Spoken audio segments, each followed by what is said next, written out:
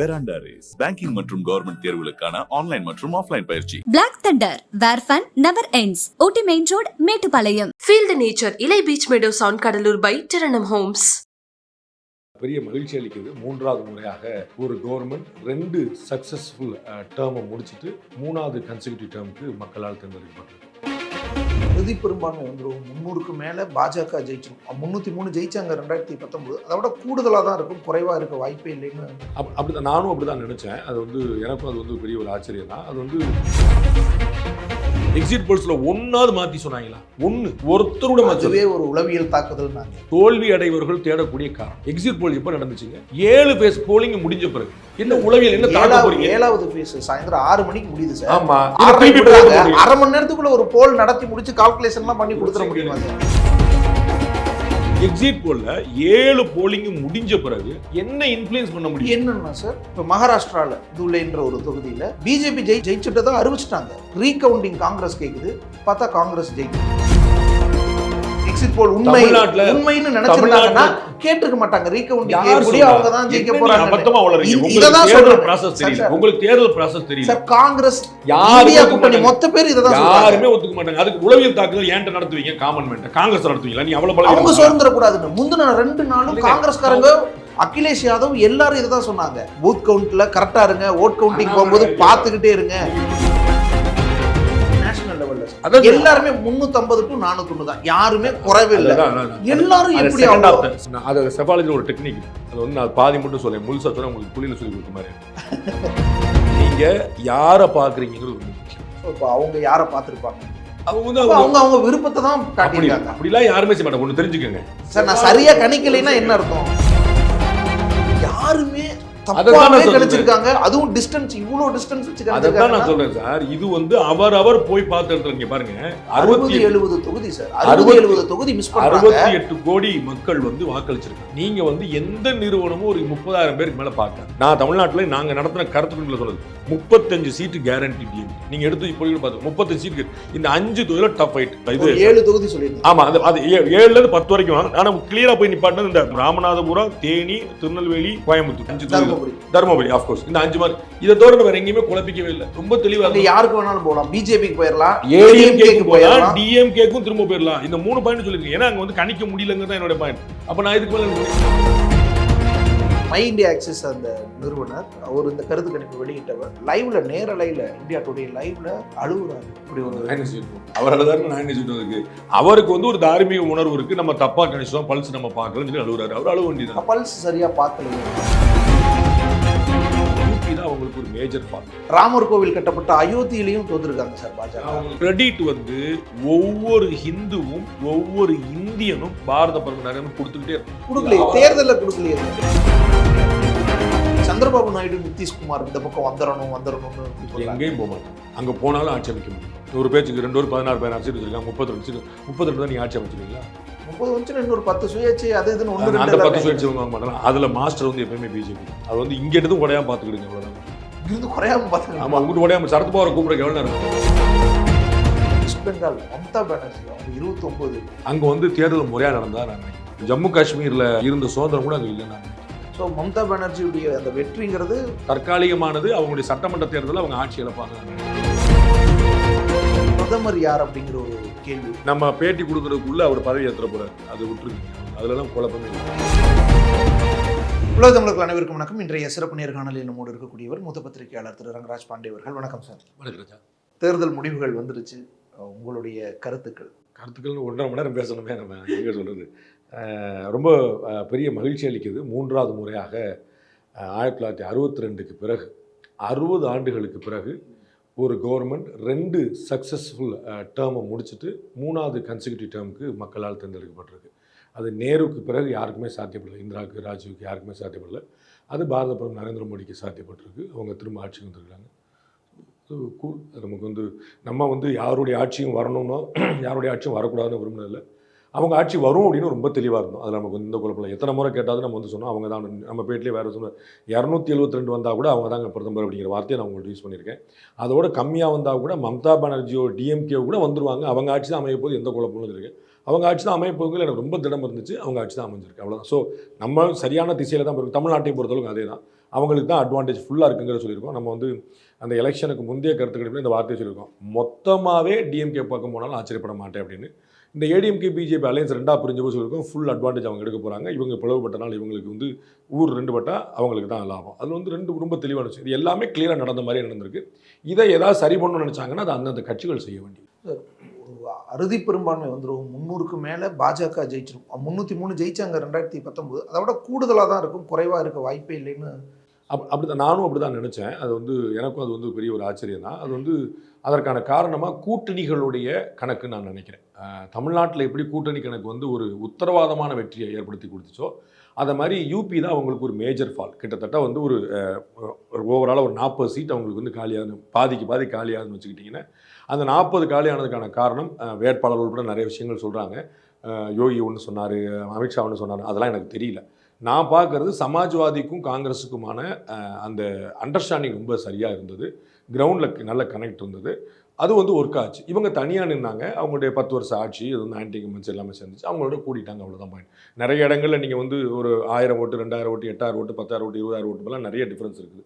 அது வந்து நம்ம அதனால் இவங்க ஜெயிப்பாங்கலாம் சொல்ல முடியாது. நம்ம 8000 ஓட்டில் ஜெயிச்சாலும் கதிரானந்த் தான் ஜெயிச்சார் போன முறை. ஸோ வந்து அதில் வந்து 8000 ஜெயிச்சிங்களா 80,000 ஜெயிச்சிங்களாங்கிற மேட்ரு கிடையாது. பட் வந்து கூட்டணி தான் என்னுடைய கணக்கில் ஒரு மேஜராக இன்றைக்கி தெரியுது. நம்ம வந்து எலெக்ஷன் ரிசல்ட் முடிஞ்சு 24 ஹவர்ஸ் கழிச்சு நம்ம பேசுகிறோம். இப்போ எனக்கு தெரியுறது முக்கியமான விஷயம், இவங்க வந்து தனியாக நின்றுட்டாங்க. கூட்டணி இருந்தாங்களே சார், அப்பனா தள்ளு இன்னும் 2 எல்லாம் ரொம்ப நம்ம வந்து அதிமுக வந்து தேமுதிக கூட கூட்டணி இருந்த மாதிரி தான். திமுக கூட்டணி வச்சிருந்தாங்க, அதிமுக கூட்டணி வச்சாங்கன்னு சொன்னீங்கன்னா அது நியாயமற்ற ஒப்பீடாக இருக்கும். திமுக வச்சிருந்த கூட்டணி எப்படிப்பட்டது, அதிமுக வச்சிருந்த கூட்டணி எப்படிப்பட்டது? அது 2 குட்டி கட்சிகள் இல்லையா? அவங்க வந்து ஒரு கூட்டணி இருக்கணுமேங்கிறக்காக நீங்கள் வந்து ஆக்சுவலாக யோசிச்சு பாருங்க. அதிமுக வந்து தேமுதிகவும் எஸ்டிபியும் இல்லாட்டி இதோட கீழே போயிருக்குமா?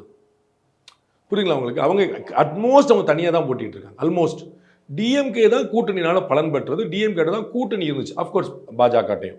ஸோ அதிமுக கிட்டத்தட்ட கூட்டணி இல்லாமல் தான் போட்டிடுச்சு. நம்ம வந்து 2006 மதிமுகவோட போட்டிட்ட மாதிரி தான் அதிமுக. அவங்க 2006 மதிமுக குட்டி கட்சி தான். அவங்க வந்து அவங்க திமுகவும் அதிமுக அவங்களை பலத்தனை நம்பினாங்க. ஸோ அதிமுக கிட்டத்தட்ட தனியாக போட்டிட்டு திமுக பெரும் கூட்டணி போட்டு அது மாதிரி யூபியில் வந்து அவங்க அப்பனாத்தில் இந்த மாதிரி நிறைய பேர் குட்டி குட்டி இன்னும் 4 பேர் கட்சி பேரோட சொல்லணும். அவங்களாம் யாருக்குமே தெரியாது அவங்களுடைய தலைவர் யாரு, அவங்களுக்கு எத்தனை எம்பி, எத்தனை வருஷம் ஆட்சியில் இருந்தாங்க, ஒன்றுமே கிடையாது. இவங்க நல்ல இன்னைக்கு வந்து பெரிய எதிர்கட்சி எஸ்பி அவங்க வந்து போன முறையே கடுமையான சவாலை ஏற்படுத்திட்டாங்க. ஆனால் அசம்பிளி தேர்தலில் அந்த முறை வந்து எல்லாருமே தனித்தனியாக போட்டினால பிஜேபி கெயின் கிடைச்சிது. அப்போ நம்பர் 2 நம்பர் 3 ஒன்று சேர்ந்தா நம்பர் 1 டிஸ்டர்ப் பண்ணிடலாங்கிறது உலக வரலாறு.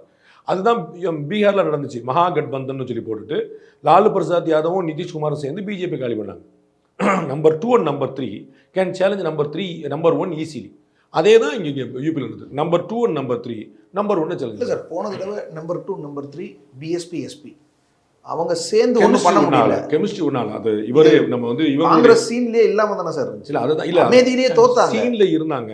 கெமிஸ்ட்ரி ஒத்தால நம்ம அதுக்கு முன்னாடி உள்ள அசம்பிளி தேர்தலில் திரு பிரசாந்த் கிஷோர் தான் அவங்களுக்கு சப்போர்ட்டே பண்ணார்.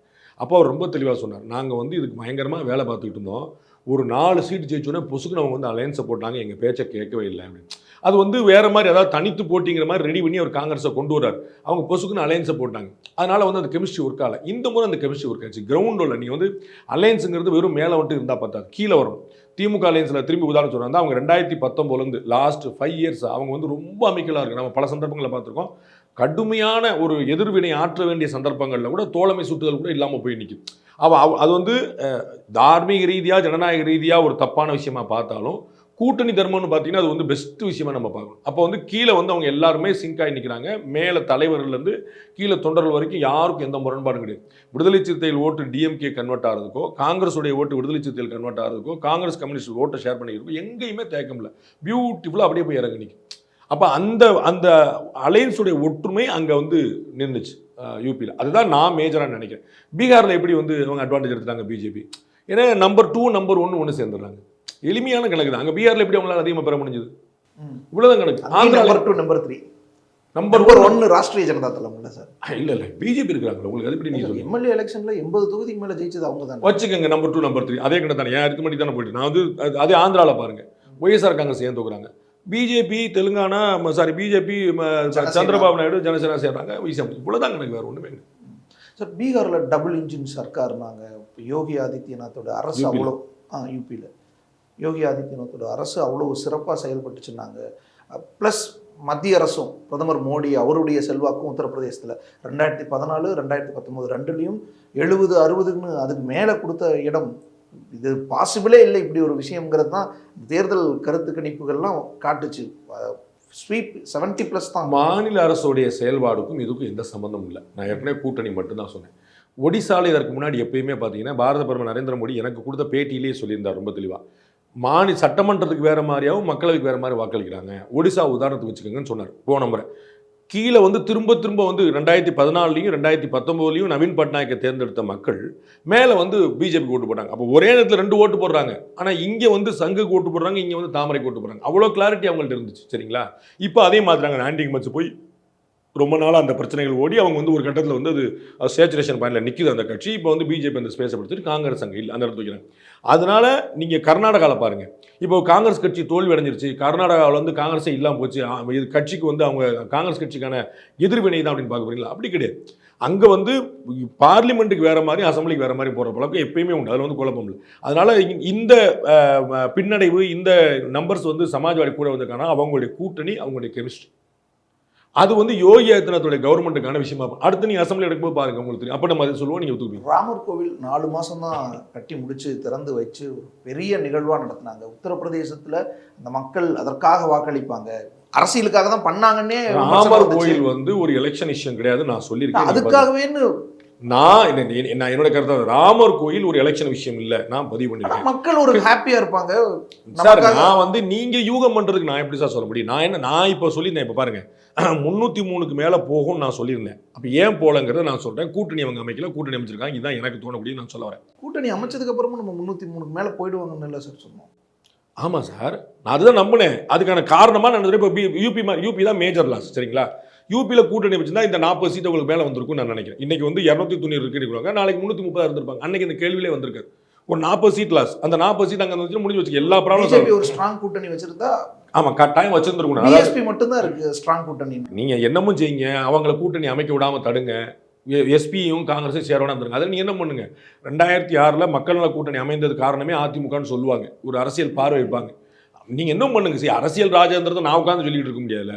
உங்களுக்கான நீங்க வேலையை பார்க்க, நீங்க ஜெயிக்கணும். நீங்க வெறும்னு செய்யல. ரொம்ப முக்கியமான விஷயம் சார். இந்த இடத்துல நம்ம பிஜேபி ஏன் காம்ப்ளிமெண்ட் பண்ணணும் நான் சொல்றேன். ஏன் இது ஒரு வெற்றியோ கவலைப்படக்கூடிய விஷயமோ இல்லைன்னு நான் சொல்றேன் அப்படின்னா, எந்தவித அலையும் இல்லாத ஒரு தேர்தல், அதுதான் ரொம்ப முக்கியமா. நரேந்திர மோடி வேவ் இல்லை, 2014 இருந்துச்சு, இப்போ கிடையாது. 2019 அவருக்கு எதிரான வேவ் இருந்துச்சு. அவங்க டிமானிட்டேஷன் கொண்டு வந்துட்டாரு, ஜிஎஸ்டி கொண்டு வந்துட்டாருன்னு பெரிய எதிர், அதை தாண்டி ஈஸியாக வந்துருந்தாங்க. இப்போ எந்த வேவும் கிடையாது. அவங்களும் பெருசாக வேலை பார்க்கல, அவங்க ரொம்ப கம்ஃபர்டபுளாக இருந்துட்டாங்க. வேற ஒரு சந்தர்ப்பத்தில் ஒருத்தர் சொல்றாரு, இந்த மாதிரி அவர் முஸ்லீம்கள் பிரச்சனையை எடுத்ததே தன்னுடைய கட்சிக்காரங்க சோர்ந்து போயிடக்கூடாது, அதுக்காக அவங்களுக்கு இன்ட்யூஸ் பண்ணி விடுறதுக்காக தான் அவர் அந்த பிரச்சனையை எடுத்தாரு. கட்சிக்காரங்க நம்ம எப்படியும் ஜெயிக்க போறோம்டா அப்படின்றது அந்த அலட்சியமும் ஒரு காரணமாக இருக்கலாம். அதெல்லாம் சைக்காலஜிக்கல் இஷ்யூஸ், நம்ம அப்படிலாம் கணிச்சு சொல்லிட முடியாது. பட் நான் நினைக்கிறேன் எப்படியும் பிஜேபி யோசிச்சு பாருங்க, எக்ஸிட் போல்ஸ்ல ஒன்னாவது மாற்றி சொன்னாங்களா? ஒருத்தரோட அதுவே ஒரு உளவியல் தாக்குதல். அது தோல்வி அடைவர்கள் தேடக்கூடிய காரணம். எக்ஸிட் போல் எப்ப நடந்துச்சுங்க? 7 ஃபேஸ் போலிங் முடிஞ்ச பிறகு என்ன உளவியல் என்ன தாக்க போறீங்க? 7வது ஃபேஸ் சாயந்தரம் 6 மணிக்கு முடியுது சார். ஆமா, 1/2 மணி நேரத்துக்குள்ள ஒரு போல் நடத்தி முடிச்சு கால்குலேஷன்லாம் பண்ணி ஒரு நிமிஷம் கேளுங்க. அது உளவியல். நீங்க அது உண்மையா பொய்யாங்கறத விட்டுருங்க, நான் அந்த இடத்துக்குள்ள போல. நீங்க என்ன வார்த்தையை பயன்படுத்துறீங்க? இதை தான் நிறைய பேர் பார்த்தாங்க. மோடி எக்ஸிட் போல்னு சொன்னாங்க, ரைட்டுங்களா? இது உளவியல் தாக்குதல். இந்த உளவியல் என்ன தாக்குதல்? 8வது ஃபேஸ் நடக்குது, அப்போ எல்லாருமே மாத்தி போட்டு வர்றதுக்கு என்ன சொல்றீங்க? நீங்க ஒப்பீனியன் போல சொல்லியிருந்தா கூட நான் மன்னிச்சு விடுவேன். ஒப்பீனியன் போல ஒரு நிமிஷம் முடிச்சிடறேன். ஒப்பீனியன் போல எல்லாருமே ஒரே மாதிரி சொன்னாங்க, இது ஒரு உளவியல் தாக்குதல், அப்ப பிஜேபி ஜெயிக்க போய். அப்படி இல்லை. எக்ஸிட் போல்ல 7 போலிங் முடிஞ்ச பிறகு என்ன இன்ஃப்ளூயன்ஸ் பண்ண முடியும்? என்னன்னா சார், இப்ப மகாராஷ்டிரால துலேன்ற ஒரு தொகுதியில பிஜேபி ஜெயிச்சுட்டு தான் அறிவிச்சிட்டாங்க. பிஜேபி தான் ஜெயிச்சிருச்சுன்னு அறிவிச்ச பிறகு ரீகவுண்டிங் காங்கிரஸ் கேக்குது, பார்த்தா காங்கிரஸ் ஜெயிக்குது. இதுவே எக்ஸிட் போல் உண்மைன்னு நினைச்சிருந்தாங்கன்னா கேட்டிருக்க மாட்டாங்க. ரீகவுண்டிங் அவங்க தான் ஜெயிக்க போறாங்க. உங்களுக்கு தேர்தல் process தெரியல சார். காங்கிரஸ் இந்தியா கூட்டணி மொத்த பேர் இத தான் யாருமே ஒத்துக்க மாட்டாங்க. அதுக்கு உளவியல் தாக்குதல் ஏன்ட்ட நடத்துவீங்க? காமன்மென்ட் காங்கிரஸ் நடத்துவீங்களா? நீ அவ்வளவு பலவீனமா? அவங்க சுதந்திர கூடாதுன்னு முந்தின 2 நாளும் காங்கிரஸ்காரங்க, அகிலேஷ் யாதவ் எல்லாரும் இத தான் சொன்னாங்க. பூத் கவுண்ட்ல கரெக்டா இருங்க, ஓட் கவுண்டிங் பார்த்துக்கிட்டே இருங்க. நீங்க தான் கவனிக்க மாட்டீங்க. உங்களுக்கு ஒரு பக்க பார்வை இருக்கு, இன்னொரு கண்ணு தெரிய மாட்டுது. அது நான் ஒண்ணுமே செய்ய முடியாது. அண்ணாமலை அறிக்கையை பாருங்க, எப்ப போல் கவுண்டிங்க்கு முன்னாடி இதே சொல்லியிருக்காரு. எடப்பாடியோட அறிக்கையை பாருங்க, இதே சொல்லியிருக்காரு.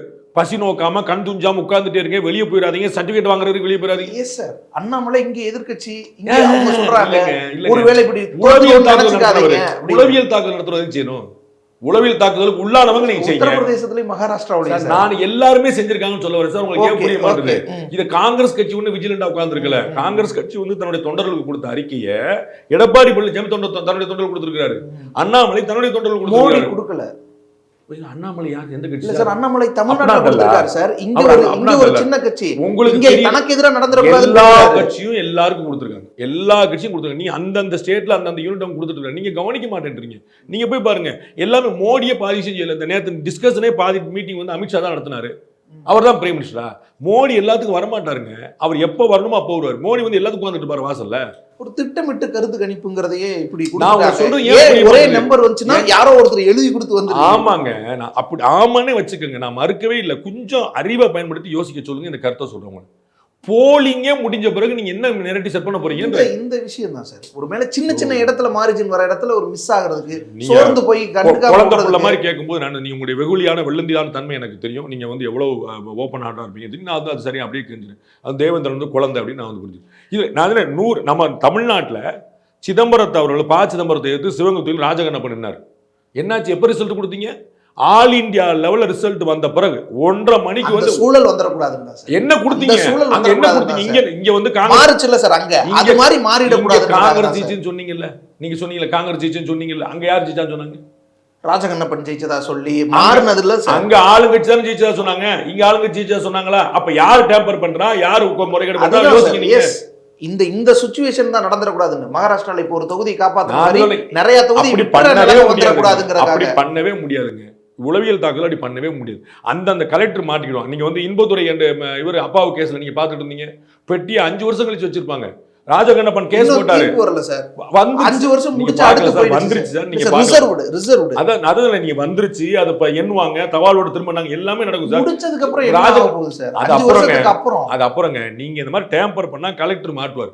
ராஜகண்ணப்பன் கேஸ் போட்டாரு, சிதம்பரம் வந்து ஃபேஸ் பண்ணாரு. இது நீங்க ஹேண்டில் பண்ணிட்டே இருக்க வேண்டியதான். நீங்க உங்க சோரியத்துல பண்ண முடியாது. நீங்க உளவியல் தாக்குதல்ங்கிறது ஒரு தோல்வி அடைவர்கள் தேடக்கூடிய காரணம். இவிஎம் வந்து நீங்க என்ன சொன்னீங்க? இவிஎம் என்ன சொன்னீங்க? அண்ணன் செல்வ பிறந்தக்கு முந்தானே வரைக்கும் சொல்லிட்டு இருந்தார். என்ன சொன்னீங்க? இப்போ எப்படி எங்க இவிஎம்ல யார் டேம்பர் பண்ணது? நீங்க பூரா மகாராஷ்டிராலையும் யூபியில நீங்க டேம்பர் பண்ணிருக்கீங்க. தமிழ்நாட்டில் பூரா 40 டேம்பர் பண்ணிருக்கீங்க. அப்படிதானே அர்த்தம்? அங்க இருக்கிற கவர்மெண்ட் எல்லாம் மீறி நீங்க சொல்லுங்க. அப்ப பிஜேபி டேம்பர் பண்ணணும்னா நீங்க டேம்பர் பண்ண மாட்டீங்களா? சத்தீஸ்கர் முன்னாள் முதல்வர் காங்கிரஸ் வேட்பாளர் அவர் லிஸ்ட் கொடுக்குறாரு. ஓட் கவுண்ட் நடந்தப்ப அந்த பொட்டியோட சீரியல் நம்பர் என்ன, இப்ப மாறி இருக்கு, எதுக்கு பொட்டியவே மாத்திட்டாங்கன்னு கேக்குறாரு. அதெல்லாம் வாய்ப்பே கிடையாது. உலகத்துல எங்கேயுமே சாத்தியம் கிடையாது. அவரா சும்மா சொல்லிட்டு போனதுதான். அதை நரேந்திர மோடி சொன்னாலே நான் ஒத்துக்க மாட்டேன். அது வந்து இவர் முன்னாள் முதலமைச்சர் சொன்னார், இன்னால் எம்பி சொன்னார். எனக்கு அதில் நரேந்திர மோடி சொன்னாலும் நான் ஒத்துக்க மாட்டேன். எலெக்ஷன் கமிஷனுடையது 100% டிரான்ஸ்பரன்ட். அதுக்கு உதாரணம் இந்த ரிசல்ட். நீங்க சொன்ன உளவியல் தாக்குதல் எலெக்ஷன் கமிஷன்ல நடந்திருக்கணும். படுத்துக்கிட்டே ஜெயிப்பாங்க போல தெரியுதுன்னு எப்படி நீங்க இவ்வளவு ஏறி வந்தீங்க? அப்ப உங்களுக்கு உளவியல் தாக்குதல் நடக்கல. இந்த கருத்து கணிப்பு உலகத்திலேயே நேர்மையான தேர்தல் நடத்தப்பட்டிருக்கு பாஜகவுடைய ஆட்சியில. மை இந்தியா ஆக்சிஸ் அந்த நிறுவனர் அவர் இந்த கருத்து கணிப்பு வெளியிட்டவர் லைவ்ல நேரலையில இந்தியா டுடே லைவ்ல அழுகுறாரு. இப்படி ஒரு நான் என்ன செய்யட்டும், அவரால் தான் நான் என்ன செய்யட்டும் இருக்கு. அவருக்கு வந்து ஒரு தார்மீக உணர்வு இருக்கு. நம்ம தப்பா கணிச்சோம், பல்ஸ் நம்ம பார்க்கல சொல்லி அழுகுறாரு. அவர் அழுவ வேண்டியதான். பல்ஸ் சரியா பார்க்கலையோ? ஏன்னா எல்லாருமே ஏன்னா ஒருத்தர் கூட அதை சரியா வந்து போலா போல்ஸ் நாங்க பண்ணோம். அது வந்து எல்லா எக்ஸிட் போல்ஸ் என்ன சொன்னாங்கன்னு சொல்லிட்டு பண்ணும்போது அப்ப நான் வந்து கடைசியா முடிக்கும் போது சொன்னேன், ஒப்பீனியன் போல், எக்ஸிட் போல் இது எல்லாமே கணிப்பு தான். ஃபேக்ட் என்னங்கிறது 4ஆம் தேதி தான் தெரியும். புரியுங்களா? இதை கரெக்டா ஒருத்தன் எல்லா தேர்தலையும் கணிச்சிட்டான்னு ஒருத்தர் இருந்தான்னு வச்சுக்கோங்களேன், அவன் கடவுளா மாறிடுவான். யாருமே கணிச்சிருக்காங்க. அதுவும் டிஸ்டன்ஸ், இவ்வளவு டிஸ்டன்ஸ் வச்சு அதான் நான் சொல்றேன் சார். இது வந்து அவர் போய் பார்த்த இடத்துல நீங்க பாருங்க, 60-70 தொகுதி சார், 60-70 தொகுதி மிஸ் பண்ணாங்க. 68 கோடி மக்கள் வந்து வாக்களிச்சிருக்காங்க. 68 கோடி மக்கள் வாக்களிச்சிருக்காங்க. நீங்க வந்து எந்த நிறுவனமும் ஒரு 30,000 பேருக்கு மேல பார்க்காது. சரிங்களா? அப்ப நான் தான் சொல்லியிருக்கேன், நான் செஃபாலஜி நிறைய பண்ணியிருக்கேங்க. நான் தமிழ்நாட்டில் பார்த்தேன், நான் தமிழ்நாட்டில் சொன்னேன். நான் சொன்ன தமிழ்நாட்டில் என்ன இருக்குன்னு நீங்க பார்த்து, நான் தமிழ்நாட்டில் நாங்க நடத்தின கருத்து கணிப்பில் சொன்னது 35 சீட்டு கேரண்டி டிஎம்கே. நீங்க எடுத்து இப்போ பார்த்து 35 சீட்டு. இந்த 5 தொகுதியில் டஃப் ஃபைட். நான் சொன்னது வந்து இது 7 தொகுதி சொல்லியிருந்தேன். ஆமா, அது 7லேருந்து 10 வரைக்கும். ஆனால் கிளியரா போய் நிப்பாட்டினது இந்த ராமநாதபுரம், தேனி, திருநெல்வேலி, கோயம்புத்தூர், இந்த மாதிரியான ஒரு 4-5 தொகுதி. தருமபுரி ஆஃப்கோர்ஸ். இந்த 5 மாதிரி. இதை தவிர வேற எங்கேயுமே குழப்பிக்கவே இல்லை. ரொம்ப தெளிவாக யாருக்கு வேணாலும் போகலாம், பிஜேபிக்கு போயிடலாம், ஏடிஎம்கேக்கு போயிடலாம், டிஎம்கேக்கும் திரும்ப போயிடலாம். இந்த 3 பாயிண்ட் சொல்லிருக்கேன். ஏன்னா அங்க வந்து கணிக்க முடியலங்கிறது என்னோட பாயிண்ட். அப்ப நான் இதுக்கு மேல என்ன சொல்லி நான் எங்க நடத்துனேனோ நாங்க ஆனா பண்ணிருக்கேன். நேஷனல் லெவல்ல சார் அதான் எல்லாருமே 350 to 401 தான், யாருமே குறைவே இல்லை. எல்லாரும் எப்படி second of of the answer என்னன்னா, நான் அது செஃபாலஜியில் ஒரு டெக்னிக் இருக்குது. அது வந்து நான் பாதி மட்டும் சொல்லேன், முழுசாக சொன்னால் உங்களுக்கு தொழிலை சொல்லி கொடுத்த மாதிரி இருக்கும். நீங்கள் யாரை பார்க்குறீங்கிறது ரொம்ப முக்கியம். That is what I can say. So இப்போ அவங்க யாரை பார்த்துருப்பாங்கன்ற அவங்க வந்து அவங்க விருப்பத்தை தான் காட்டியிருக்காங்க. அப்படிலாம் யாருமே செய்ய மாட்டாங்க. ஒன்று தெரிஞ்சுக்கோங்க, செஃபாலஜி பண்றவங்க தான் வெற்றி பெறணும்னு நினைப்பாங்களே தவிர ஒரு கட்சி வெற்றி பெறணும்னு நினைக்க மாட்டாங்க. அது முதல்ல புரிஞ்சுக்கணும். நான் சொன்னது சரியா வரும். எல்லாருமே தோத்துட்டாங்களா? ஆமாங்க, தோக்கலங்க, தப்பா கணிக்கலன்னு தோக்குறதுக்கு என்ன இருக்குங்க? இது ஒரு கணிப்பு தான். வெற்றி பெறல இல்ல, ஒருத்தர் கூட வெற்றி பெறல இல்ல. இந்தியாவினுடைய தலை சிறந்த நிறுவனங்கள் யாருமே வெற்றி பெறல. Exit polls and opinions poll can predict the trend. Yes sir. Not the see. They have predicted the யாருமே trend. They have predicted the trend. திரும்ப பிஜேபி ஆட்சி. Sir sir 240 sir. நான் சொல்றேன், நீங்க நம்பர் பேசுறீங்க. நீங்க நம்பர் பேசுறீங்க. 70 தொகுதியை காணோம். நீங்க வச்சுக்கங்க சார். நீங்க இந்த வடிவல் காமெடி மாதிரி இந்த இவரு சார் யாரோ ஒருத்தர் கூட கவுண்டமணி சிந்தல் மாதிரி 8ஆப் பெயில் 10ஆப் பாஸ் சொல்லிங்க. நான் சொல்றேன், பிரதமர் மோடி ஆனா என்ன சார், ராகுல் ஆனா என்ன சார், அது பிரச்சனை இல்ல. யாருமே சரியா கணிக்கல. அப்ப இங்க ஏதோ உள்நோக்கம் இருக்குன்னு ஆகுது இல்ல. என்ன நோக்கம் இருக்குன்னு சொல்லுங்க. நான் உங்களுக்கு ஏன் புரியவே மாட்டேன். நான் 4வது முறையா ட்ரை பண்றேன்.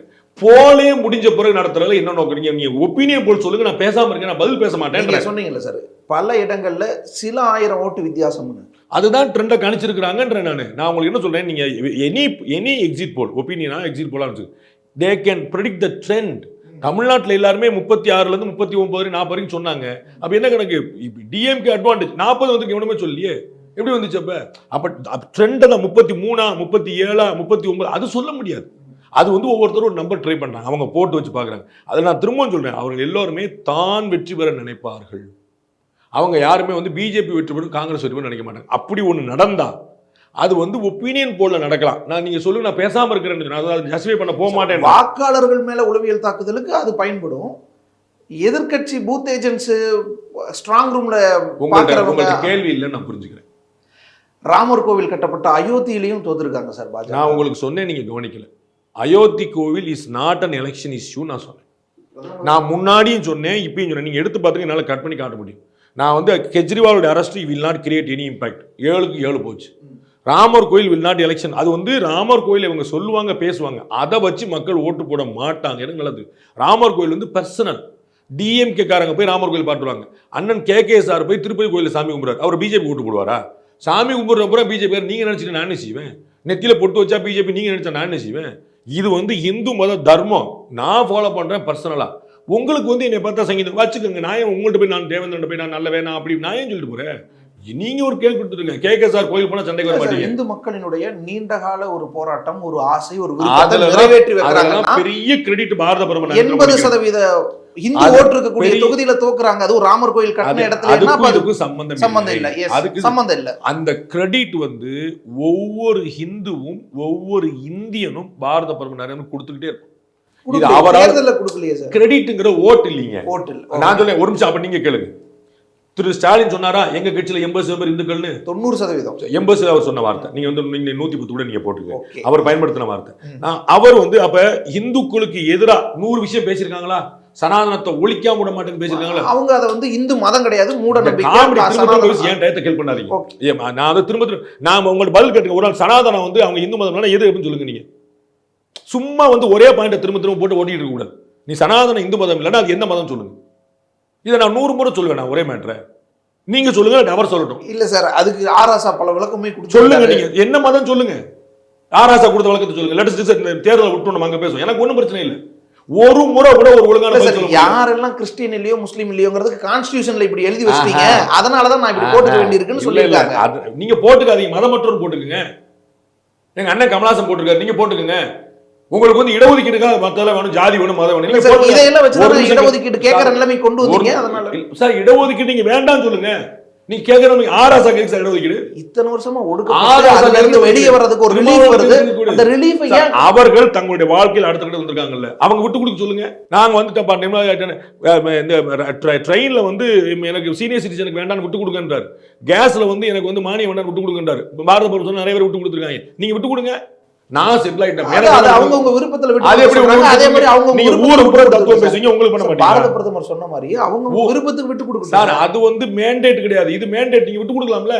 நீங்க சொல்லுங்க. நீங்க கலப்பு திருமணம் பண்றவங்க எத்தனை பேர் தன்னுடைய ஜாதி என்ன சொல்ல கலப்பு திருமணம் பண்ணணும் தமிழ்நாட்டில் என்ன சட்டம் சொல்லுது? எந்த ஜாதியானாலும் குறிப்பிடலாம். நீங்க ஒருத்தர் பிள்ளை மாதிரி ஒருத்தர் பட்டியலில் தோறன நீங்க உங்க பிள்ளையோட ஜாதியா பட்டியலத்தையும் குறிப்பிடலாம், பிள்ளை மாதிரி குறிப்பிடலாம். இதெல்லாம் நீங்க என்ன மாதிரி குறிப்பிட எந்த ஜாதியை குறிப்பிடுறீங்க? கலப்பு திருமணம் பண்ணதுக்காகவே ஒதுக்கி வைக்கிறாங்கன்னா அவங்க அந்த பலனை அனுபவிச்சு தானே சார் ஆகணும். என்ன அதையும் கொடுக்க கூடாதுன்னா என்ன குறிப்பிடுறீங்க? பட்டியலில் தான் குறிப்பிடுறீங்க. ஏன்னா இடஒதுக்கீடு வேணும். இல்ல சார், பிசி எம்பிசில இருக்கிற ஒருவேளை மாறினாங்கன்னா அங்க வீட்டுல ஏத்துக்க மாட்டாங்க. எப்படி ஒடுக்க தான் பண்ணுவாங்க? எப்படி ஏத்துக்க மாட்டீங்க? வீட்டுல எப்படி ஏத்துக்க மாட்டீங்க? அந்த சண்டை தனி, சரிங்களா? நீங்க சர்டிபிகேட்ல என்ன பண்றீங்கன்னு கேக்குறேன்.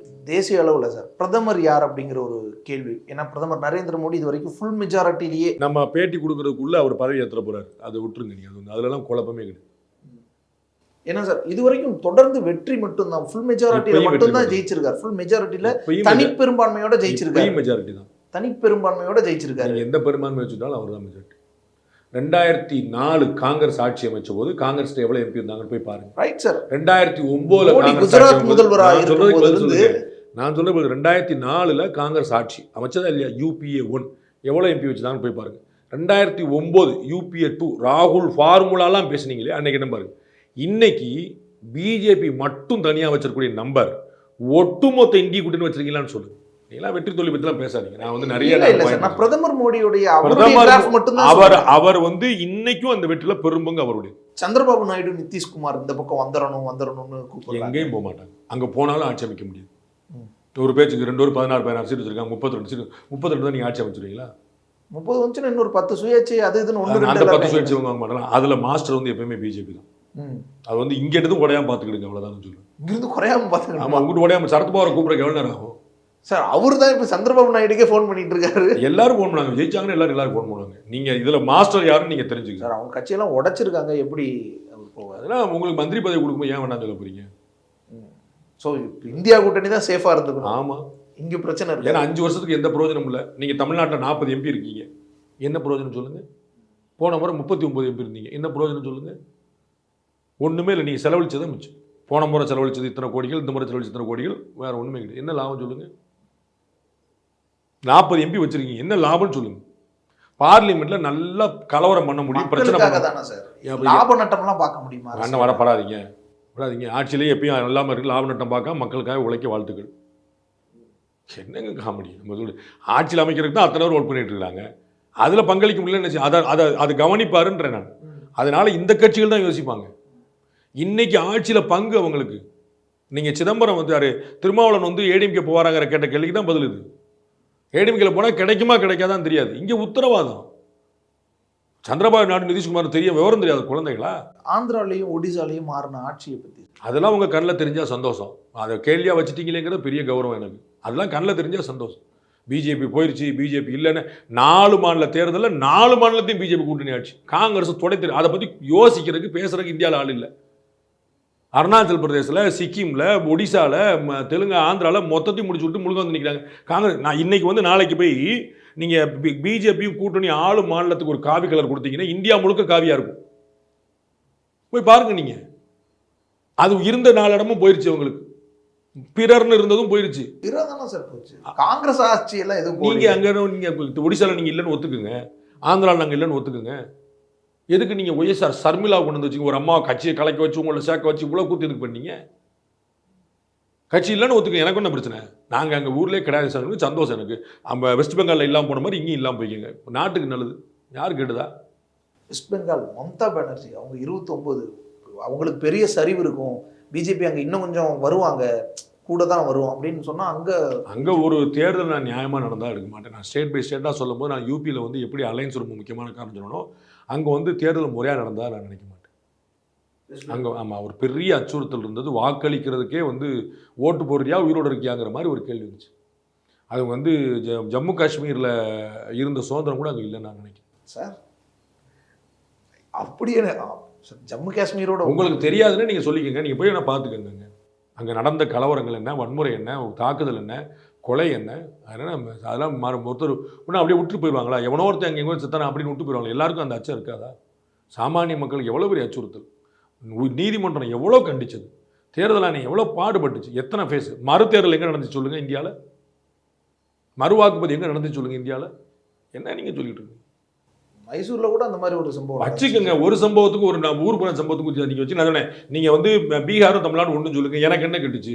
ஜம்மு காஷ்மீர் ஆந்திரா ஒன்று சொல்லுங்க, எனக்கு என்ன கட்டுச்சு? நீங்கள் உங்கள் பாறையை வச்சுக்கோங்க, ஏன்ட்ட திணிக்காதீங்க. ஸோ மம்தா பானர்ஜியுடைய அந்த வெற்றிங்கிறது தற்காலிகமானது. அவங்களுடைய சட்டமன்ற தேர்தலில் அவங்க ஆட்சி இழப்பாங்க நான் நினைக்கிறேன். ஓகே. ஆனால் இது போன தடவை கூடுதலாக வந்திருக்கு. நான் 2026 திமுக ஆட்சின்னு சொன்னவன் தான். நான் வந்து அடுத்த தேர்தல் அவங்களும் 2026 தான். Yes yes yes yes yes அதே 26 அவங்க ஆட்சி இருந்தாலும் இழப்பாங்கன்னு நான் நினைக்கிறேன். மணிப்பூரில் 2 தொகுதியும் காங்கிரஸ் ஜெயிச்சிருக்கு. அங்கே தொடர் வன்முறை காங்கிரஸ் ஜெயிச்சிருக்கு. ராகுல் காந்தி தான் அடிக்கடி போயிட்டு வந்தார். அதெல்லாம் ஒன்றும் பிரச்சனை கிடையாது. அதில் என்ன இருக்குது? அதில் என்ன இருக்குது? அதில் என்ன ப்ராப்ளம்? பாஜக வீழ்ச்சி இல்லையா? நார்த் ஈஸ்ட் ஸ்டேட்டில் பிஜேபி ஜெயிக்கிறது தான் சீனு. நீ நல்லா புரிஞ்சுக்கணும். இப்போ வந்து 11.5% ஓட்டு பிஜேபி வச்சுருந்தாலும் தமிழ்நாட்டில் 8% தான் சீனு நாம் தமிழர். அதை மாதிரி நம்ம வந்து நார்த் ஈஸ்ட்டில் காங்கிரஸ் ஜெயிக்கிற வியப்பே கிடையாது. காலகாலமாக அவங்க என்ன ஜெயிச்சுட்டு இருந்தாங்க. நார்த் ஈஸ்ட்டில் இருக்கக்கூடிய கட்சிகள் ஜெயிக்கிற வியப்பு கிடையாது. காலகாலமாக தான் அங்கே பிஜேபி அடிக்கிறது தான் கேம். அருணாச்சல பிரதேசில் சிக்கிம் அவங்க ஆட்சிக்கு வந்தாங்க பாருங்க, அது கேம். ஒட்டுமொத்தமாக இப்போ இந்த தேர்தலினுடைய முடிவுகள் குறித்து உங்களுடைய பார்வை சார்? மீண்டும் பிஜேபி ஆட்சி அவர்கள் எதிர்பார்த்தது நடந்திருக்கு. நான் கணிச்சது வந்து ஓரளவு நடந்திருக்கு. நான் எண்களில் நான் கணிச்சது நடக்கலை, ஆனால் எண்ணத்தில் நான் கணிச்சது நடந்திருக்கு. அது தமிழ்நாட்டிலையும் சரி அங்கேயும் சரி அவங்க ஆட்சிக்கு வருவாங்க. திமுக இங்கே முழுமையாக வெற்றி பெறணும், அங்கே பிஜேபி ஆட்சிக்கு வரணும், எனக்கு எந்த குழப்பமும் இல்லை. அதான் நடந்திருக்கு. அடுத்த 5 ஆண்டுகளுக்கு பிஜேபி ஆட்சி தான். நன்றி சார், உங்களுடைய நேரம் நீங்கள் பண்ணுங்கள். வெராண்டா ரேஸ் பேங்கிங் மற்றும் கவர்மெண்ட் தேர்வுகளுக்கான ஆன்லைன் மற்றும் ஆஃப்லைன் பயிற்சி. Black Thunder, where fun never ends. OT Main Road, Metupalayam. Feel the nature. Ilai Beach Meadows on Kadalur by Taranam Homes.